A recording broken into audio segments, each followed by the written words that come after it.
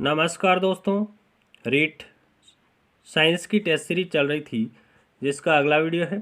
देखिए आज की वीडियो का पहला प्रश्न, पाइरुविक अम्ल किस स्थान पर एसिटाइल को एंजाइम ए में परिवर्तित होता है या परावर्तित होता है?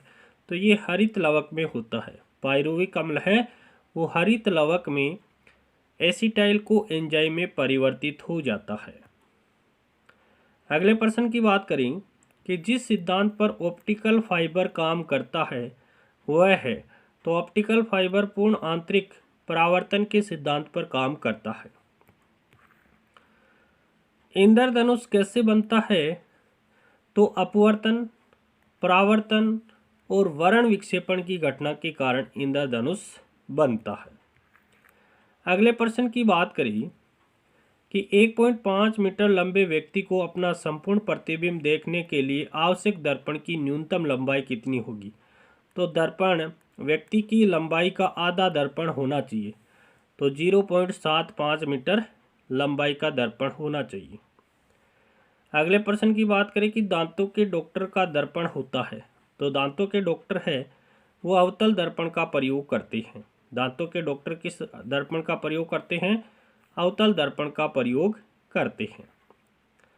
अगले प्रश्न की बात करें, तंतु प्रकाशिकी संचार में संकेत किस रूप में प्रवाहित होता है? तो प्रकाश तरंगों के रूप में प्रवाहित होता है। तंतु प्रकाशिकी संचार में संकेत किस रूप में प्रवाहित होते हैं? प्रकाश तरंग के रूप में होते हैं। अगला प्रश्न देखिए, मरीचिका का उदाहरण है, तो ये है वायु की परतों द्वारा पूर्ण आंतरिक परावर्तन के कारण दिखाई देती है। मरीचिका का कारण क्या है? वायु की परतों द्वारा पूर्ण आंतरिक परावर्तन। अगले प्रश्न की बात करें कि प्राथमिक रंग होते हैं। प्राथमिक रंग वे होते हैं वे रंग जो अन्य रंगों के मिश्रण से उत्पन्न नहीं किए जा सकते हैं, प्राथमिक रंग कहलाते हैं।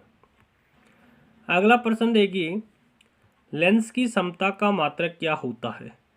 तो डायप्टर होता है। अगले प्रश्न की बात करें कि प्रकाश तरंग किस प्रकार की तरंग है?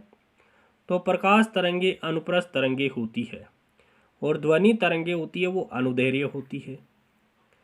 अगला प्रश्न देखिए, सूर्योदय तथा सूर्यास्त के समय पूर्ण क्षैतिज पर आने के पहले तथा बाद तक सूर्य क्यों दिखाई देता है?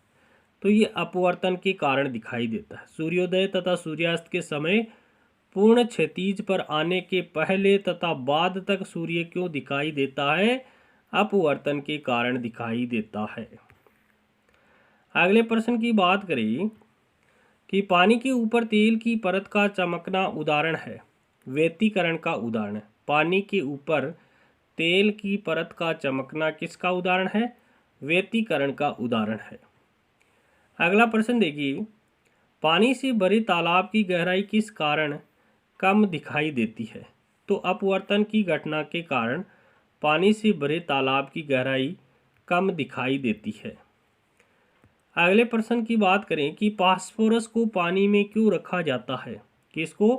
फास्फोरस को पानी में क्यों रखा जाता है? तो क्योंकि फास्फोरस का ज्वलन ताप बहुत कम होता है।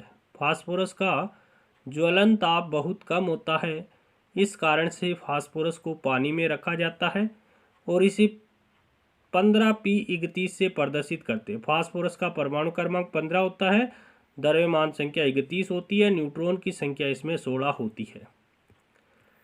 फिर देखिए, फास्फोरस के 3 अपरूप होते हैं।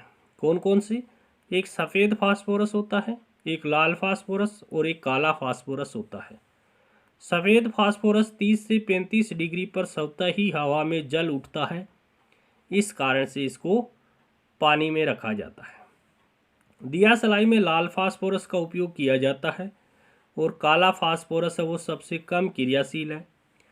फास्फोरस हड्डियों तथा जीव कोशिकाओं डीएनए में उपस्थित रहता है। युद्ध के समय धुएं का पर्दा बनाने के लिए फॉस्फीन pH3 का प्रयोग किया जाता है। अगला प्रश्न देखिए, अल्फा कणों के बारे में कौन सा कथन सही है? तो देखिए, इनकी उच्च आयनीकरण ऊर्जा होती है, बिल्कुल नहीं। उनकी उच्च वेदन क्षमता होती है। तो ये भी, तो देखिए यहाँ पर सत्य कथन नहीं पूछा गया है, यहाँ पर असत्य कथन पूछा गया है कि असत्य कथन कौन सा, अल्फा कणों के बारे में असत्य कथन कौन सा है। तो देखिए अल्फा कणों की उच्च आयनीकरण ऊर्जा होती है, ये बात सही है। उनकी उच्च वेदन क्षमता होती है, ये बात गलत है। उनकी उच्च वेदन क्षमता नहीं होती है। गतिज ऊर्जा है वो उच्च होती है। ये धनावेशित हीलियम के केंद्रक होते, ये भी राइट है। तो ऑप्शन ब यहाँ पर असत्य हो जाएगा, अल्फा कणों के बारे में यह कथन सही नहीं है। देखिए अल्फा कणों में उच्च वेदन क्षमता है वो नहीं होती है। अगला प्रश्न देखिए, निषेचित अंडाणु के इम्प्लांटेशन के लिए गर्भाशय से कौन सा हार्मोन तैयार करता है।